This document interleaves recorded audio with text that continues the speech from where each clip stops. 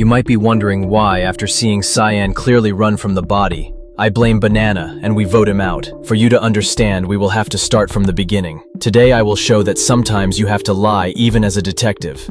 Firstly, I noticed how Banana and Orange ran to the right side, and then White followed them as well. My plan was to waste some time by doing the admin swipe, and then checking the right side for any possible bodies, and since I knew exactly who was on the right, I would know who to suspect. I stopped in between storage and communications, because I wanted to give some more time for the imposter to kill, since the kill cooldown could have been long, and that is when I saw Cyan running out of the room, with Orange's dead body in there. I immediately knew this Cyan was not real, firstly because communications is the most popular room to shapeshift in for good reason, and secondly because last time I saw Orange, Banana was right there with him, so I was about 90% sure of him being the culprit. I report the body and say exactly what I thought happened, after I said that Rose started aggressively questioning my accusation, so if I end up being correct about Banana, I would know who to blame next. It could also be White since he also ran to the right side, but since he was a few seconds behind them, I was mostly suspicious of Banana. I saw that even more subjects did not believe me, so that is when I absolutely lied about seeing Banana shapeshift, even though I did not, just to convince others. I saw that Rose and White voted me,